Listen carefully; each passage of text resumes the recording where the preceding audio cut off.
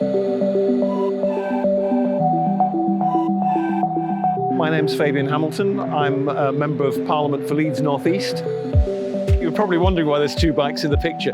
So this is the first one I bought in January of 2024. It's been absolutely fabulous. As you can probably see, I've added a mirror and a few bits and pieces to it to customize it. And it's got the rack, which I have my bag on normally. But then I found out about the belt drive.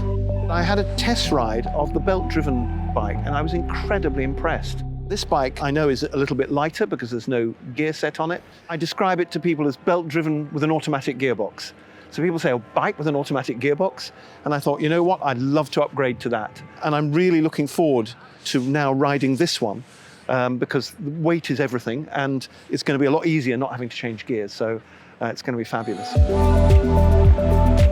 I was slightly skeptical before I rode the bike.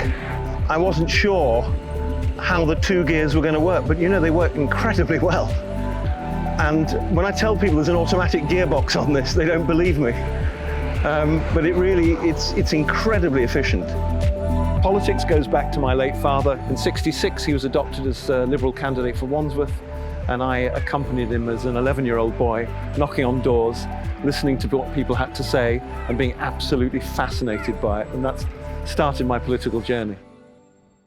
My other passion is cycling. 1999, as a 44-year-old Member of Parliament in not brilliant health. And I went to see my doctor. My blood pressure was raised, and he said, look, if you don't want to go the same way as your dad, my dad died in 1988 of heart disease, you better start doing some exercise.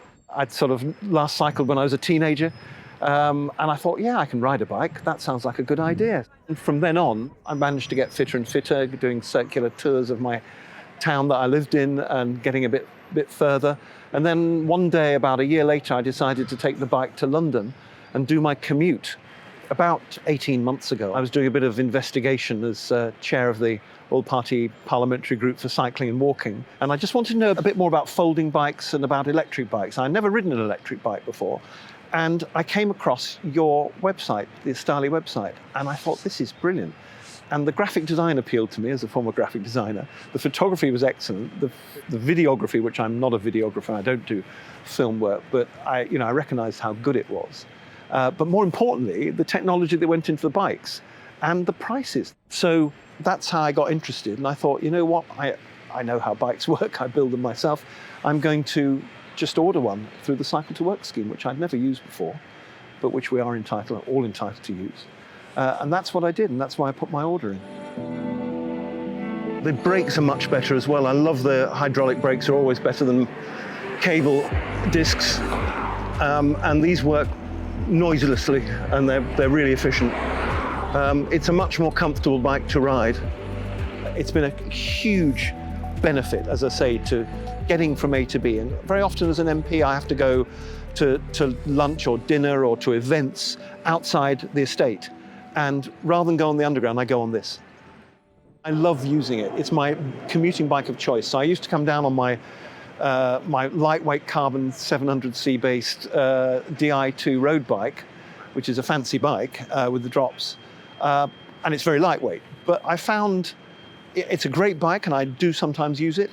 But this bike enables me to put a bag on the back, a pannier bag, so I can carry stuff rather than carry it on my back. It makes life a lot easier. You don't get so sweaty because you're not putting as much effort in. And so you can just wear ordinary clothes, which I do. And usually trainers, not a suit, but ordinary, you can cycle in a suit. If I now go to lunch at an embassy, for example, I went to the Argentinian embassy a few weeks ago. I went on this bike in my suit with this jacket on and a helmet, and I literally pulled the bike into the embassy residence. They looked after it for me, took the jacket and helmet off, and there I was in my suit, completely unfazed. It was a warm day. I wasn't sweaty. Whatever the circumstances, you can accelerate very fast. So if you need to get away from a problem, you just put your foot down or put your feet down and you're there. And actually on this model, the jump from assistance to non-assistance, to using your own muscles, is seamless.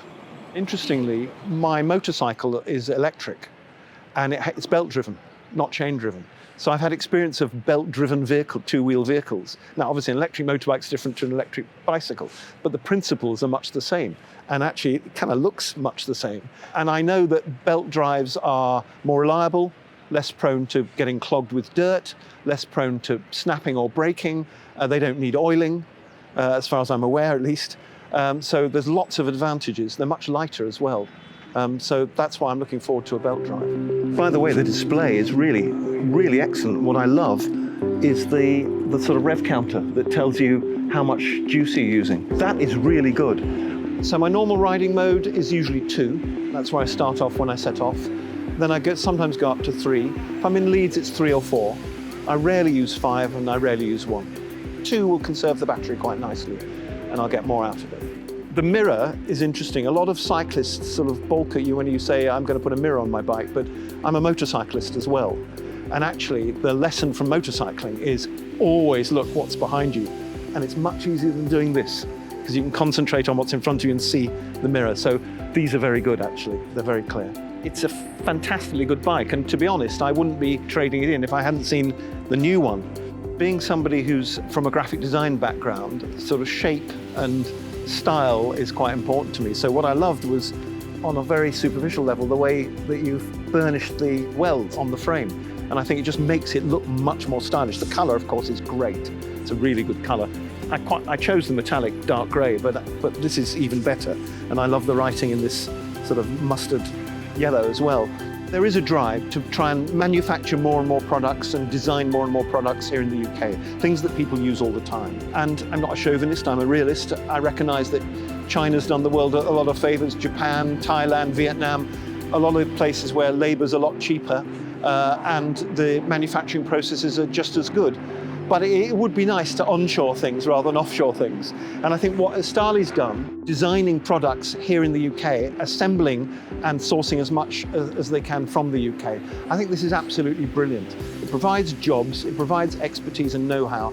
So the more we can do locally, the more we can do in our own country, the more we can have our supply chains here, the better. But that's not to say that buying from foreign countries is a bad thing. I don't think it is.